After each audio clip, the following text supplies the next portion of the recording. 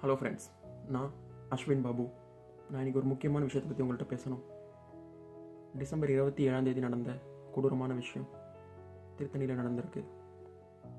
ரொம்ப சோகமான விஷயம். 4 பேர் சேர்ந்து ஒருத்தனை வெட்டியிருக்காங்க. கையில், தலையில், கழுத்தில். எவ்வளோ மோசமான விஷயம் இது.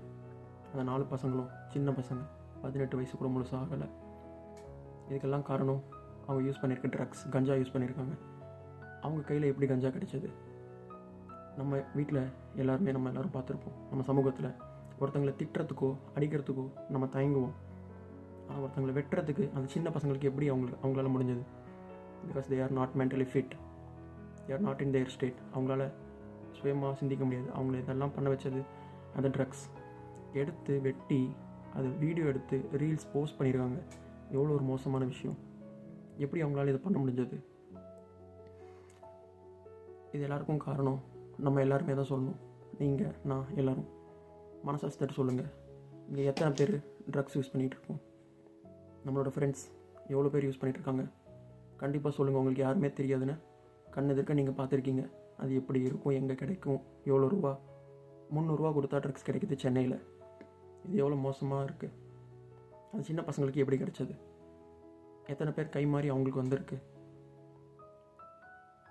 எவ்வளோ சுலபமாக அவங்களுக்கு கிடச்சிருந்தா அவங்க எடுத்து யூஸ் பண்ணி பப்ளிக் பிளேஸில் பண்ணி அவங்கள வெட்டி வீடியோ எடுத்து போஸ்ட் பண்ணுற அளவுக்கு அவங்களுக்கு தைரியம் வந்திருக்கு. இதை நம்ம பார்த்துக்கிட்டு சும்மாவே இருந்தோம் அப்படின்னா எதுவும் பண்ண முடியாது. நம்ம கொஸ்டின் பண்ணி ஆகணும். எல்லாருமே வாய்ஸ் ரைஸ் பண்ணுங்கள். இங்கே நிறையா பேர் யூஸ் பண்ணிகிட்ருக்காங்க, உங்களுக்கு எல்லோரும் நல்லா தெரியும். அவங்கள்ட்ட பேசுங்க. அவங்க அப்பா அம்மா கிட்ட போய் பேசுங்க, சொல்லி கன்சல்ட் பண்ணுங்கள். போய் டாக்டரை பார்க்க சொல்லுங்கள், கவுன்சிலிங் கொடுங்க, கவுன்சிலிங் போய் எடுக்க சொல்லுங்கள். இல்லைனா இதுலேருந்து வெளியே வரவே முடியாது. அந்த நார்த் இந்தியாவிலேருந்து வந்த பையன் ஒருத்தன், அவனும் இங்கே ஐடியோ ஒரு பெரிய ஹைஃபையான ஜாப் செய்கிறவன் இல்லை. பானிபூரி விற்கிறவன், கன்ஸ்ட்ரக்ஷனில் ஒர்க் பண்ணுறவன், ரோட்டு கடையில் வேலை செய்கிறவன். அவன் எதுக்கு வந்திருக்கான்? காசை சம்பாரித்து அவங்க வீட்டில் அவங்க குழந்தைங்களுக்கும் அவங்க ஒய்ஃபுக்கும் கொடுக்குறதுக்கு வந்திருக்கான். நான் பார்த்துருக்கேன். ஆஸ் எ சைட் இன்ஜினியராக நான் ஒர்க் பண்ணும்போது எவ்வளோ கன்ஸ்ட்ரக்ஷன் ஒர்க்கர்ஸ் எவ்வளோ கஷ்டப்படுவாங்கன்னு பார்த்துருக்கேன். டே அண்ட் நைட்டாக கஷ்டப்படுவாங்க. எல்லாம் கஷ்டப்பட்டு காசை அமுச்சு விடுவாங்க. எவ்ரி வீக் அமுச்சு விடுவாங்க. ரொம்ப கஷ்டப்படுவாங்க. ஒரு நாளைக்கு 400 500 சம்பாதிக்கிறதுக்கு சாவானுங்க.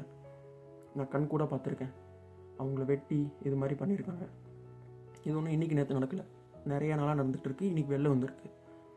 அந்த பசங்களோட வீடியோவில் போய் பார்த்தா, இன்ஸ்டாகிராமில் போய் பார்த்தோம்னா கத்தி அருவாலை வச்சு வீடியோ பண்ணிகிட்ருக்கானுங்க. இதே மாதிரி தான் கொஞ்ச நாள் முன்னாடி பாண்டிச்சேரியில் கஞ்சா யூஸ் பண்ணி ஒரு ஒரு பையன் ஒருத்தன் ஒரு சின்ன பொண்ணை நாசம் பண்ணியிருக்கான். அது மிகப்பெரிய பிரச்சனையாச்சு. இது எல்லாருக்கும் நல்லா தெரியும். ஸ்டில் இது கீப் ஆன் கோயிங். எல்லாருமே யூஸ் பண்ணிகிட்ருக்காங்க. இதை நம்ம கண்டிப்பாக தடுத்தே ஆகணும். வேறு வழி இல்லை. இதை போய் நீங்கள் போய்ட்டு தடுக்கணும் அப்படின்னா நீங்கள் போய் கண்டுபிடிச்சி அந்த மாதிரி எதுவும் பண்ண முடியாது.